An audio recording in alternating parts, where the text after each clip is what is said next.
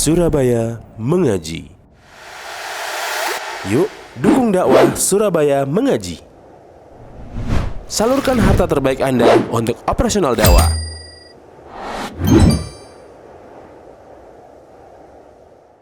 Ada pertanyaan yang masuk, kenapa rokok itu membatalkan puasa seseorang? Ini juga menjadi pertanyaan yang butuh untuk dijawab. Ya, kenapa rokok itu membatalkan puasa seseorang? Intinya, puasa seseorang itu batal jika ada sesuatu yang dimasukkan ke dalam jauf. Ada sesuatu yang dimasukkan ke dalam jauf. Jauf itu bahasa kita bagian dalam atau maidah sini ya, bagian ke dalam kita ini, itu namanya jauf. Jadi bukan dalam tubuh ya. Dalam tubuh itu sifatnya umum, adapun jauf itu bagian perut dan dada. Itu namanya masuk ke dalam jauf. Nah, jika ada sesuatu yang dimasukkan ke dalam, entah itu lewat telinga, atau lewat mata, atau lewat hidung, atau lewat mulut, dan yang seterusnya, dan masuk ke dalam sini, maka apakah itu makanan, atau itu adalah sesuatu yang lain, atau air, atau dia yang bermanfaat, atau dia hal yang mudarat seperti asap, atau rokok, dan seterusnya, ini disepakati itu merusak, membatalkan puasa seseorang. Jadi ini sebuah kaidah. Ini sebuah kaidah. Makanya ketika ada orang yang muntah tanpa sengaja, maka Rasulullah SAW menyebutkan man dara'ahul qai fala qada alaihi. Jadi orang itu kalau nggak sengaja ya kemudian muntah, maka tidak ada kewajiban mengqada puasanya, alias puasanya tidak batal.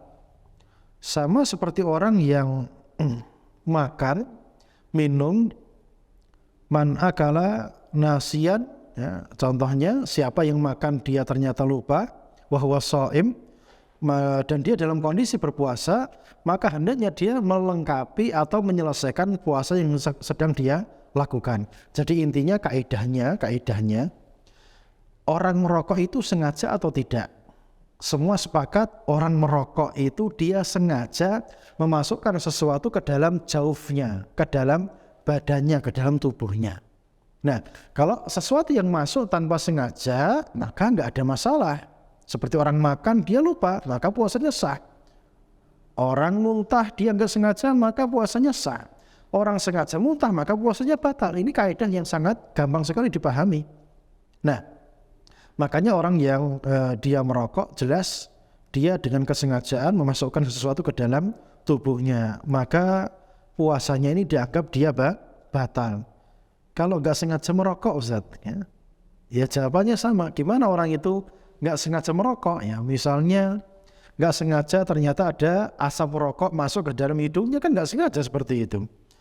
Atau ada asap knalpot masuk ke dalam hidungnya, nggak sengaja, maka itu tidak membatalkan puasa yang dia lakukan. Tapi ada bau sate, dia datang ke sana, dia datangi, kemudian dia cium-cium, dia hirup masuk ke dalam, ya ini bisa membatalkan puasa. Jadi dipahami kaidahnya ya. Jadi kapan ada kesengajaan memasukkan sesuatu ke dalam jauf, ke dalam tubuh ini, ya entah lewat telinga, mulut, hidung dan seterusnya, maka itu membatalkan puasa. Tapi ketika tidak ada kesengajaan, maka itu tidak membatalkan puasa. Ini ada ucapan dari Syekh Shalih Al-Munajjid hafidhahullah ta'ala wa ra'ah, beliau menyebutkan wa kullu ma wasala ilal ma'idah wal jawf fa innahu muftir. Jadi semua yang dia itu masuk ke dalam lambung atau ke dalam tubuh ini dengan sengaja, maka itu membatalkan puasa. Sawa'un kana nafi'an am dharra, baik itu dia bermanfaat atau itu dia bermudarat, merusak. Itu semuanya membuat puasa itu batal.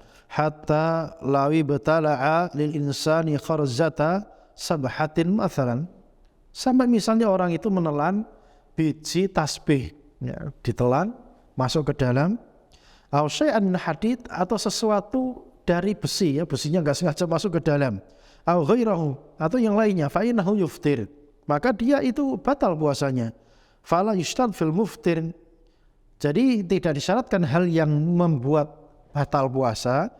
Au fil akli wasyurbi an yakuna mughdiyan, dia itu sifatnya bermanfaat, nggak diharuskan, asal dia sesuatu dan masuk ke dalam tubuh lewat jalur-jalurnya tadi dengan sengaja, maka itu membatalkan puasa seorang hamba. Wallahu a'lam bishawab.